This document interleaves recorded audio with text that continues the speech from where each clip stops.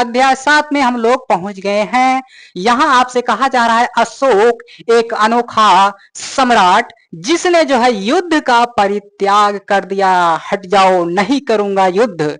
लेकिन इसके पहले जो है ये एक युद्ध करता है, कलिंग विजय करता है और उसमें लोगों को जो है गाजल मूली की तरह से बाल डालता है, काट डालता है।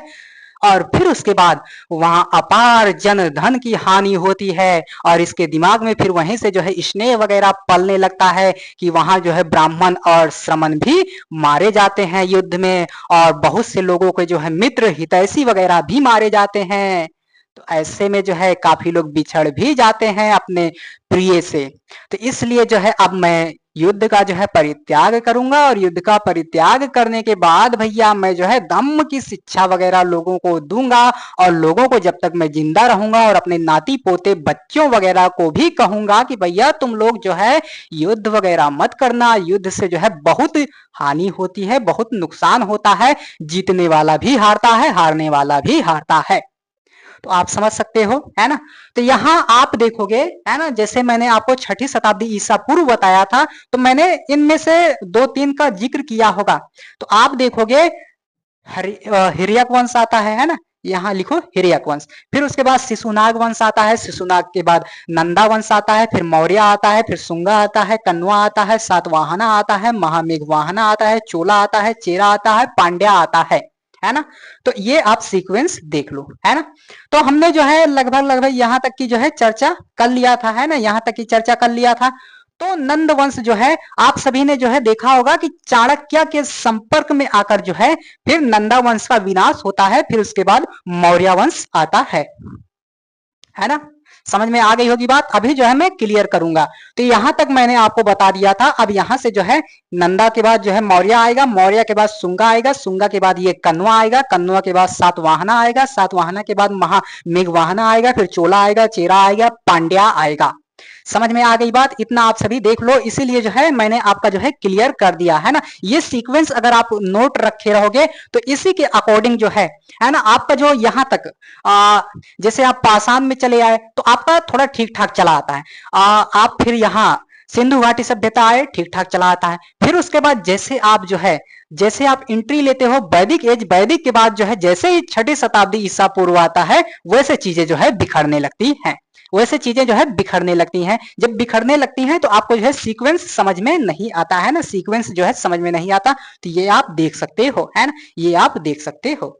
ये आप जो है इसी के अकॉर्डिंग भी अगर आप चल लेते हो, है ना, इसी के अकॉर्डिंग भी अगर आप पढ़ाई कर लेते हो, 2-2 4-4 20-20 25-25 जितने भी 1-2 पेज की बातें आप इन सब के विषय में जान सकते हो, आराम से जान लो, बात ही खत्म हो गई, है ना। बाकी आपको तो करना क्वेश्चन ही है ना। आपके सामने जो है बहुविकल्पी क्वेश्चन आएगा, आपको उसे करना है। आप चाहे जिस भी सीक्वेंस से पढ़ो, जिस भी तरीके से पढ़ो, है ना, करना तो प्रारंभिक परीक्षा ही हल है ना। तो जैसे आपका कभी कभी क्या होता है कि टीचर क्या करता है कि जो मध्यकाल होता है, पूर्व मध्यकाल, आरंभिक मध्यकाल को जो पूरा का पूरा है ये प्राचीन में ही निपटा देता है। तो ऐसे में आप सभी को वहां पढ़ लेना चाहिए, प्राचीन में ही निपटा लेना चाहिए। आगे वहां जब शुरू करना चाहिए मध्यकाल को तो वहां गौरी गजनबी वगैरह से शुरू करना चाहिए। ये होती है रणनीति, क्योंकि आपको क्वेश्चन ही बनाना है, चाहे जहां जो भी पढ़ो वहां से फैक्ट वगैरह उठाओ। ये आप देख सकते हो अशोका मूवी वगैरह आई थी, है ना। तो ये आप देख सकते हो शाहरुख खान जी ने जो है उसका अशोका का जो है कैरेक्टर प्ले किया था, ये आप देख सकते हो। आगे बढ़ेंगे, आगे यहाँ आपसे आप जो है मौर्य वंश के विषय में जो है बात कही जा रही है। किसके विषय में बात कही जा रही है? तो मौर्य वंश के विषय में। तो यहाँ इसके अंतर्गत भी और भी जो है शासक हुए हैं, और भी जो है हुए हैं, लेकिन मैं जो है उनके विषय में नहीं बताऊंगा। यहाँ जो मेन है, जो फेमस हैं, जिनसे क्वेश्चन बनने की संभावना है, उनको जरूर मैं लेकर आया हूं। तो आप देखोगे चंद्रगुप्त मौर्य को, है ना, चंद्रगुप्त मौर्य जो है मौर्य वंश के संस्थापक होते हैं और ये जो है जैन धर्म से संबंध है ना। ये जैन धर्म को मानते हैं, जैन धर्म में विश्वास रखते हैं। अब ऐसा नहीं है कि ये जो है इसका विश्वास कर रहे हैं तो औरों को जो है संरक्षण नहीं देंगे। ये ज्यादा बिलीव जो है इसमें कर रहे हैं, इसका तो सपोर्ट कर ही रहे हैं, लेकिन अन्य को भी जो है ये आश्रय वगैरह देते हैं। समझ में आ गई होगी बात, है ना, समझ में आ गई होगी बात, है ना। जो नंदा वंश था उसको जो है मार पीट के, चाणक्य के संपर्क से उसको मार पीट के जो है अब जो है मौर्य वंश की नींव इन्होंने रख दी। आगे यहाँ आप देखोगे बृहद्रथ, इसको जो है एक आदमी मारेगा और मार पीट के जो है फिर शुंग वंश की नींव पड़ जाएगी, है ना। तो इसी तरीके से सीक्वेंस आपका चलता रहेगा, है ना। तो आपने देखा, है ना, समझ में आ गई होगी बात। यहाँ आपने देखा, यहाँ मगध के विषय में मैंने बताया था आपको पीछे की चर्चा में। तो यहाँ आप नंदा वंश देख रहे हो, और फिर उसके बाद चाणक्य वगैरह का जब सहयोग मिलेगा, चाणक्य का दिमाग मिलेगा, तो चंद्रगुप्त मौर्य जो है ना, यहाँ का जो राजा होगा उसको मार पीट के जो है गद्दी छीन लेगा, और उसके बाद यहाँ अलग जो है वंश की स्थापना कर डालेगा, यानी कि मौर्य वंश का जो है स्थापना वगैरह जो है कर डालेगा। फिर आगे जब मौर्य वंश का एक अंतिम राजा होता है, एक राजा होता है जिसको मार पीट के जो है एक आदमी मार देता है, फिर उसके बाद शुंगा वंश आ जाता है ना। फिर आगे यही सब चलेगा आगे इसी तरीके से। तो यहाँ आप देख सकते हो ये चंद्रगुप्त मौर्य हैं, और ये मौर्य वंश के संस्थापक हैं। बहुत बार क्वेश्चन पूछ लिया गया है, और ये किस धर्म से संबंधित थे ये भी बहुत बार पूछ लिया गया है। ये वाला सीक्वेंस जितना भी यहाँ दिया गया है, जितना भी चीजें बताई जा रही हैं, आपको जो है नोट ही करते चलना है। बहुत महत्वपूर्ण है, बेहद महत्वपूर्ण है, और कई कई बार हजार बार परीक्षाओं में जो है अनेकों परीक्षाओं में पूछे गए हैं। समझ में आ गई होगी बात। यहाँ आप देखोगे बिंदुसारा को, है ना, बिंदुसार। पीछे आपने पढ़ा था बिंबिसारा को। किसको पढ़ा था? बिंबिसार को। पीछे क्या पढ़ा था? बिंबिसार को। लेकिन यहाँ जो है अलग है, वो है ना, वो अलग वंश से संबंध रख रहा था बिंबिसारा। ये बिंदुसारा है, बिंदु बिंदु बिंदु। वो बिंबी था, ये बिंदु है। कौन है ये? बिंदु। तो ये बिंदुसार है, और ये जो है आजीवक धर्म से जो है संबंध रख रहा है। फिर अशोका के बारे में हम लोग जो है इसी अध्याय में, इसी चैप्टर में पढ़ने वाले हैं। तो आपको पता होना चाहिए कि जिस अशोका के विषय में हम इस चैप्टर में पढ़ने वाले हैं, वह संबंध जो है, उसका संबंध जो है किनसे है, किस वंश से है। तो आप देख सकते हो, है ना। चंद्रगुप्त के बाद ये राजा बनता है, इसके बाद ये बनता है, फिर इसके बाद ये बनता है। हालांकि बीच में हो सकता है और भी आए हों, लेकिन वो उतने खास नहीं थे, तो इसलिए उनकी चर्चा मैं लेकर नहीं आया हूं, है ना। तो अशोका को आप जानते ही होंगे कि भगवान बुद्ध से ये काफी प्रेरित थे, है ना। तो धम्म की प्रचार वगैरह के लिए काफी ये काम करते हैं, काफी अच्छा काम करते हैं। समझ में आ गई होगी बात। फिर हम लोग दशरथ को देखेंगे। तो दशरथ जो है आजीवक धर्म से संबंध रखते हैं। फिर संप्रति आएंगे, संप्रति जो है जैन धर्म के होंगे। फिर हम देखेंगे बृहद्रथ को, ये जो है बौद्ध धर्म से संबंध रखेंगे। फिर इनको एक आदमी मारेगा, और मारने के बाद जो है शुंगा वंश की नींव रख देगा। समझ में आई बात, है ना। तलवार भोंक देगा, है ना। हटो यार, बहुत राजपाट कर लिए, थोड़ा हमको भी मौका दो, है ना। तो हो जाता है भैया, शक्ति जिसके पास हो उसको तो फिर कोई पराजित ही नहीं कर पाएगा भैया। यहाँ अशोक स्तंभ के विषय में जो है बात कही जा रही है। आप सभी जिस भी एक तरफ से देखोगे, है ना, हालांकि अशोक स्तंभ में जो है कितने शेर हैं? तो अशोक स्तंभ में 4 शेर हैं, लेकिन आप एक तरफ से देखोगे, जिस भी साइड से देखोगे आपको 3 ही दिखेंगे, जबकि एक जो है पीछे के साइड होता है ना, पीछे के साइड होता है। तो ये आप देख सकते हो, एक तरफ से जो है कितने शेर दिख रहे हैं, कितने शेर दिख रहे हैं? तो भैया 3 ही दिख रहे हैं, है ना। पीछे वाला हमें नहीं दिख रहा है, जबकि ये उसका देखो कान वगैरह दिख रहा है। इसका मतलब जो है पीछे भी शेर है, तो 4 शेर है ना। यहाँ लिख भी दिया गया है कि सामने से देखने पर 3 शेर ही दिखते हैं, है ना। चौथा शेर जो है आपको नहीं दिखता, गायब हो जाता है, कहाँ चला जाता है। सोचो, विचार करो। इतनी बात जो है आपको समझ में आ गई होगी, इतनी बात आपको जो है पता चल गई होगी। जब इतनी बात को आप जान लेते हो, तो यहाँ जो है तमाम बातें कही जा रही हैं, तमाम बिंदु बताए जा रहे हैं। तो यहाँ आपसे जो है कहा जा रहा है नजराना व कर। इन दोनों में जो है अंतर आपसे बताया जा रहा है, अंतर के विषय में जो है चर्चा की जा रही है। तो यहाँ कहा जा रहा है कि कर जो है नियमित ढंग से इकट्ठे किए जाते थे, जबकि नजराना जो है अनियमित रूप से जो है जब भी जो है मौका मिलता था, जब भी किसी की इच्छा होती थी लेकर आते थे, ले लिया जाता था, है ना। समझ में आ गई होगी बात, समझ में आ गई होगी बात, ज्यादा कठिन नहीं है। कर जो है, टैक्स जो है हमेशा आपको देना ही पड़ेगा, देना ही पड़ेगा। क्या करना पड़ेगा? देना ही पड़ेगा। लेकिन नजराना जो है वो अनियमित था, जब जिसकी इच्छा होती थी तब दे जाता था, और जब ये लोग जो है संभव होता था तब उसे जो है लाते थे, इकट्ठा करते थे। समझ में आ गई होगी बात, ज्यादा कठिन नहीं है, उतनी कठिन नहीं है, आपको आसान वे में समझ में आ जाएगी। तो ये आप देख सकते हो, यहां आप देखोगे जो मौर्यों का प्रशासन है, ठीक है। मौर्यों का अगर हम प्रशासन देखेंगे तो मौर्यों के प्रशासन का स्वरूप जो है राजतंत्रात्मक था, यानी कि राजा ही जो है कर्ता धर्ता माई बाप सब कुछ था। जैसे आज जो है कार्यपालिका न्यायपालिका है ना, तीन है आपका, विधायिका कार्यपालिका न्यायपालिका, तो ये सारा कुछ जो है इसी के अंदर समाहित था। ये ही जो कहता था, जो नियम बोलता था, है ना, वही बन जाता था। जैसे आपने बाहुबली मूवी देखा होगा तो उसमें एक दादी जो है हमेशा चिल्ला चिल्ला कर कहती हैं कि मेरा वचन ही है शासन, यानी कि वहां क्या है, राजतंत्रात्मक शासन है। जो वो दादी बोल देंगी वही जो है शासन हो जाएगा। समझ में आ गई होगी बात। तो उन दादी की तरह इसे जो है याद कर लेना, मेरा वचन ही है शासन। तो वैसे ही सेम था, राजतंत्रात्मक था, राजा ही सब कुछ था। समझ में आ गई होगी बात, है ना।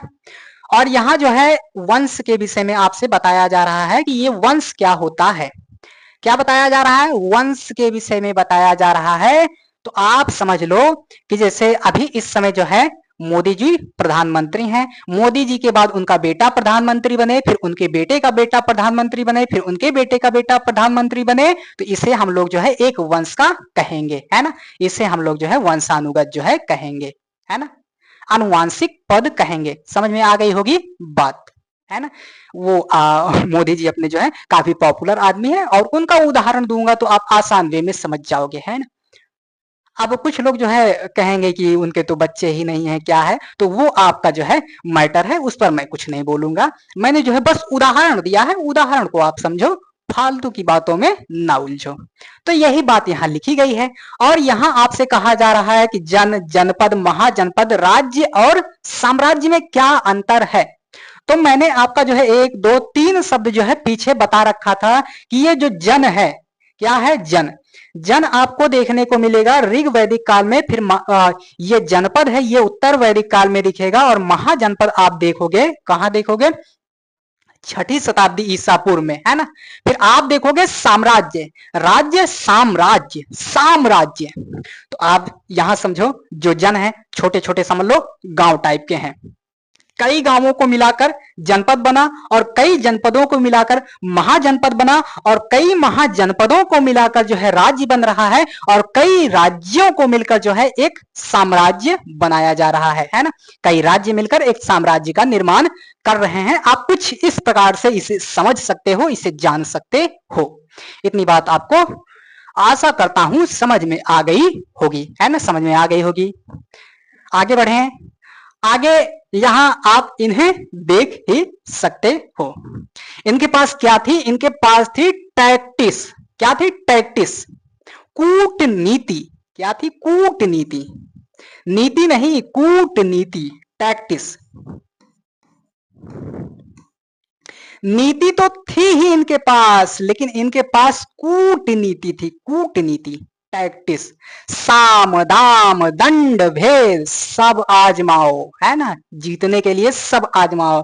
तो इन महाशय से, है ना, आप सभी परिचित होंगे, तो इन्हें जो है प्रणाम भी कर सकते हो जिसकी इच्छा हो, है ना। और इनके विचारों पर अगर आप चल के देखोगे तो मजा आ जाएगा, लाइफ तो एकदम सुधर जाने ही वाली है। तो ऐसे चरित्र को जो है हमें फेमस करना चाहिए, ऐसे चरित्र को जो है हमें फॉलो करना चाहिए। इनके बताए हुए हालांकि बहुत से विचार जो है आपसे मैच नहीं खाएंगे, लेकिन जो भी जितनी भी ये बात आपके समझ में आती है उनको तो कम से कम फॉलो कर ही सकते हो। तो ऐसे लोगों को अगर हम चुनते हैं, ऐसे लोगों को अगर हम अपना नायक बनाते हैं, हीरो बनाते हैं, तो हम यकीनन जो है अपने मंजिल के शीर्ष पर पहुंचेंगे, है ना, अपने मंजिल को प्राप्त करेंगे। लेकिन आजकल क्या कर रहा है युवा, आजकल जो है तमाम प्रकार के छपरी हैं उनको फॉलो कर रहा है। कहीं बाल इधर से कटाएगा, कहीं इधर से कटाएगा, कहीं जो है तमाम चीजें जो है फालतू की बकवास करेगा। तो उनको जो है आजकल का जो यूथ है, युवा है, वह उनको जो है अपना आइडल मान रहा है, अपना कर्ता धर्ता मान रहा है।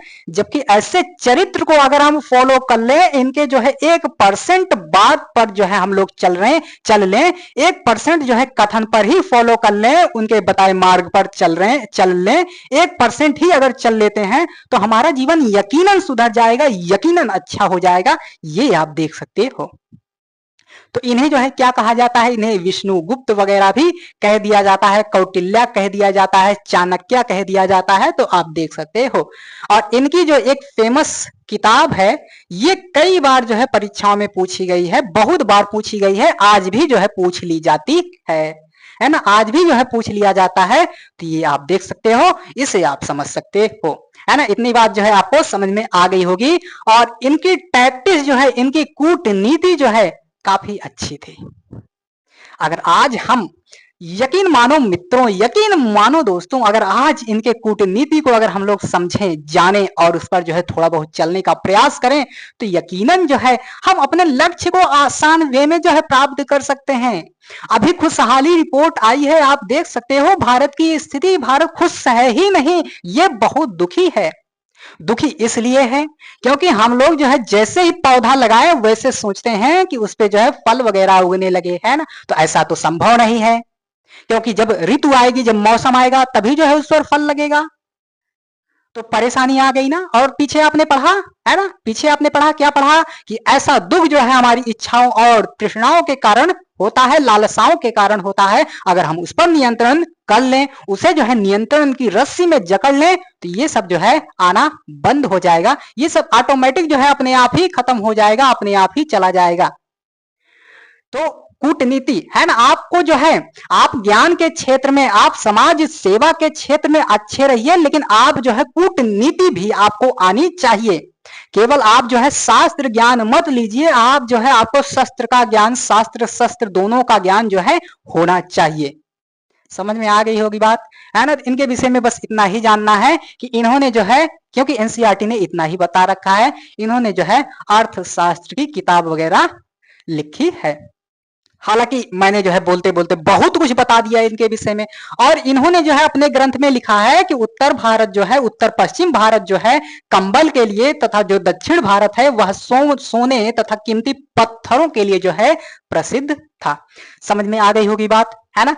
इतनी बात आपको समझ में आ गई होगी, है ना। और समझ में आई या नहीं आई, आप कमेंट जरूर करना, वीडियो को लाइक जरूर करना, और वीडियो को जो है और लोगों तक शेयर भी करना। ये आपका जो है फर्ज है, ये आपका कर्तव्य है, और आप इस फर्ज और कर्तव्य को जो है पूरा कीजिए, पहुंचाइए इस वीडियो को जो है लाखों लाखों लोगों तक, जो किसी कारणवश अपनी परीक्षा, जो अपनी पेपर वगैरह की है, परीक्षा वगैरह की जो तैयारी वगैरह है, उसकी तैयारी नहीं कर पाते हैं, तो उन सब के लिए जो है ये महत्वपूर्ण होने वाला है। और आगामी समयों में जो है इस पर जो है बहुत सारे जो है फ्री बैच, फ्री कंटेंट भी आने वाले हैं। तो ऐसे में जो है आप सभी निश्चिंत रहिए, आपकी तैयारी एकदम जो है 0% पर होने वाली है, 0 पैसे में होने वाली है।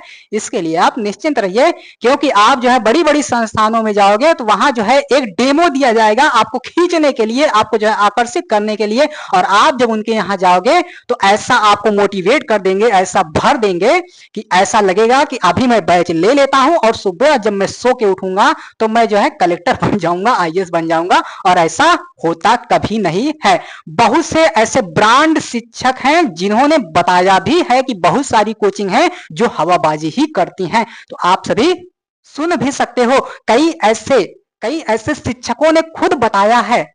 ना विश्वास हो तो आप गूगल करके या जो है यूट्यूब करके देख सकते हो, समझ सकते हो। आपके सामने ही, आपके सन्मुख ही सब कुछ पड़ा है। लेकिन यहाँ जो दिया जाएगा, जो समझाया जाएगा, जो बताया जाएगा, कोशिश किया जाएगा कि एकदम जो है उसमें 100% शुद्धता रखा जाए, 100% जो है मेहनत किया जाए, 100% जो है पूरा सब कुछ उसमें मेहनत लगन वगैरह सब कुछ समाहित किया जाए, तब जो है आपके समक्ष जो है उसे रखा जाए। समझ में आ गई होगी बात। आगे बढ़ चलते हैं। तो हम लोगों ने जो है चाणक्य के विषय में पढ़ा, बहुत मजा आया होगा आप सभी को। आगे बढ़ चलते हैं।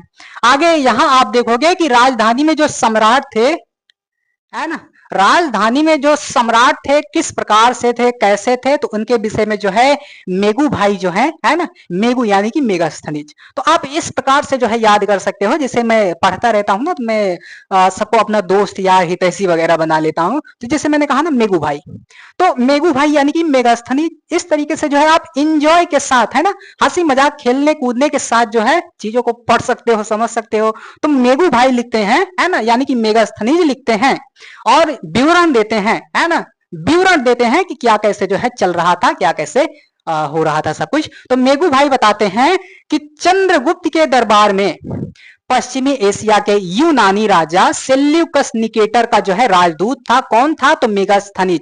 मेगास्थनीज कौन था? यूनानी राजा सेल्यूकस निकेटर का राजदूत था, और वह जो है चंद्रगुप्त के दरबार में जो है चंद्रगुप्त दरबार में रहता था, और वहां का जो है उसने क्या दिया?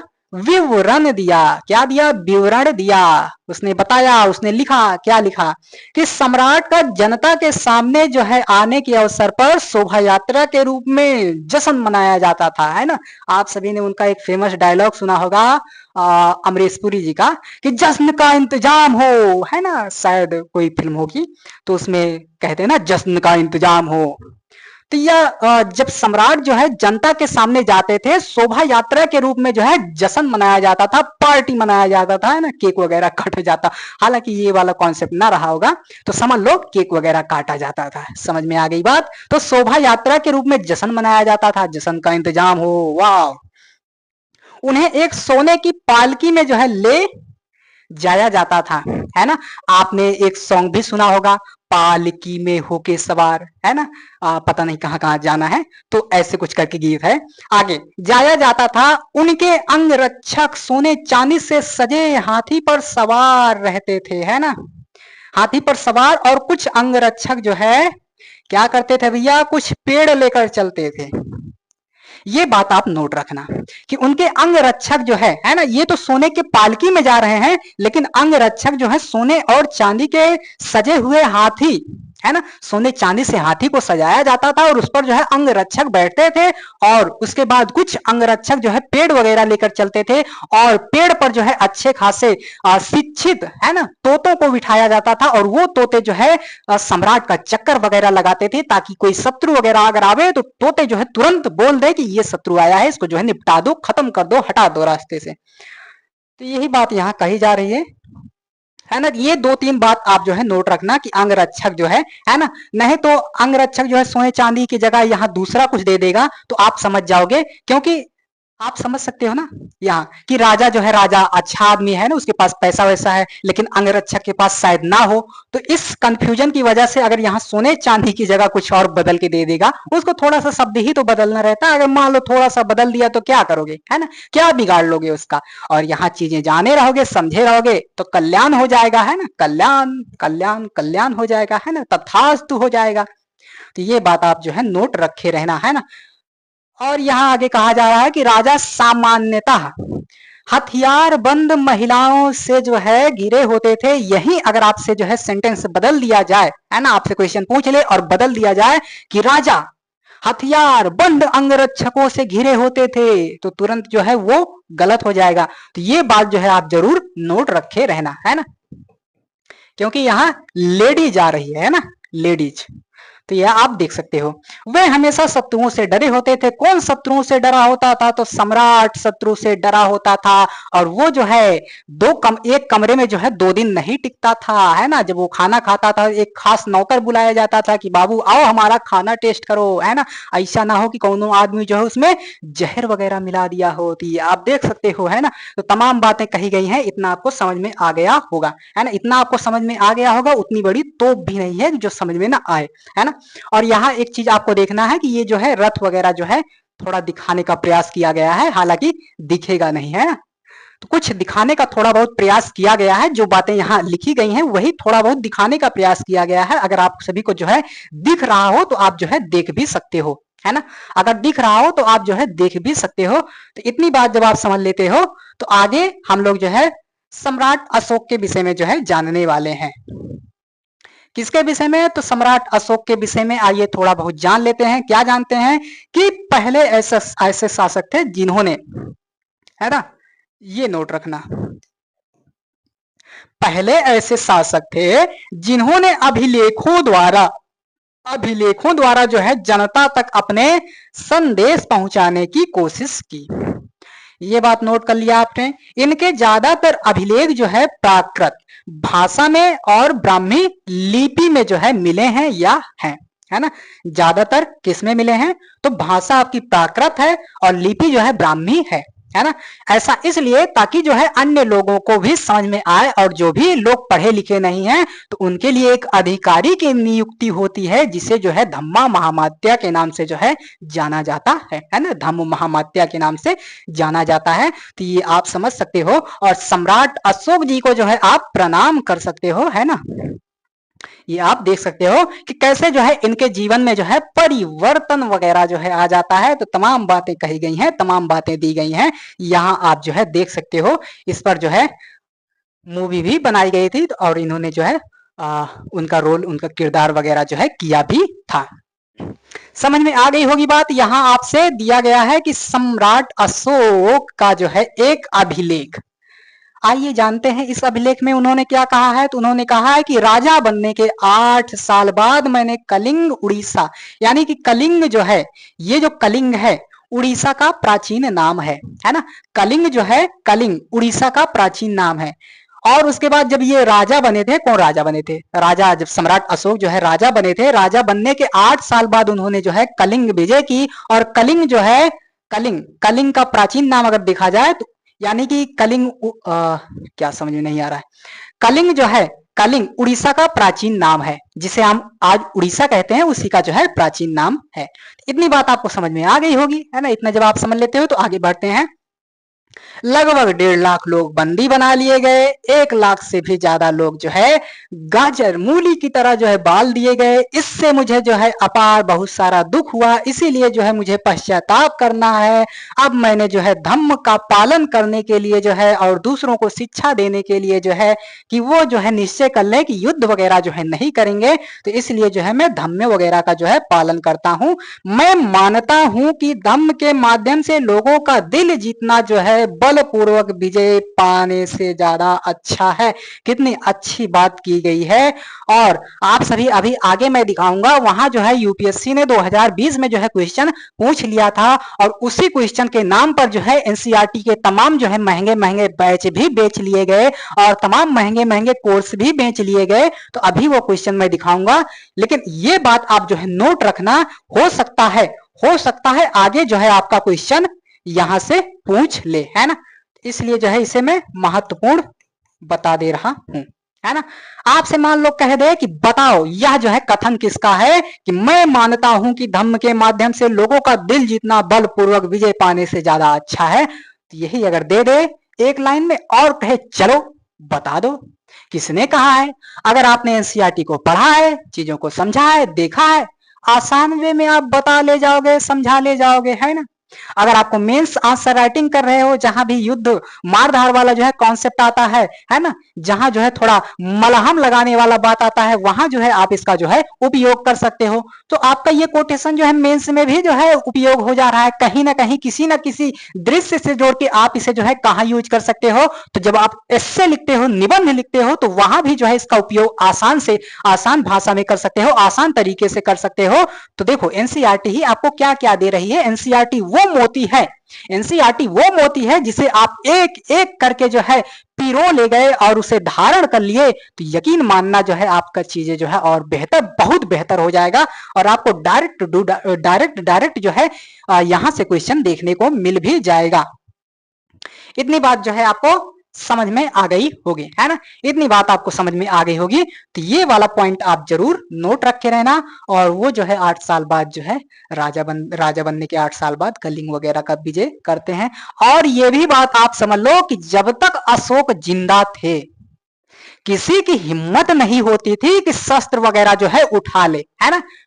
किसी की हिम्मत नहीं होती थी कि झूठ मूठ का कह दे कि आज मैं युद्ध लड़ने जा रहा हूं। किसी की हिम्मत नहीं होती थी, क्योंकि इन्होंने, सबको पता था, और इन्होंने कह भी रखा था कि फिर निपटा दूंगा भैया, है ना। सबको पता था, सब जानते थे कि इन हाथों ने केवल हथियार छोड़े हैं, चलाना नहीं भूला है ना।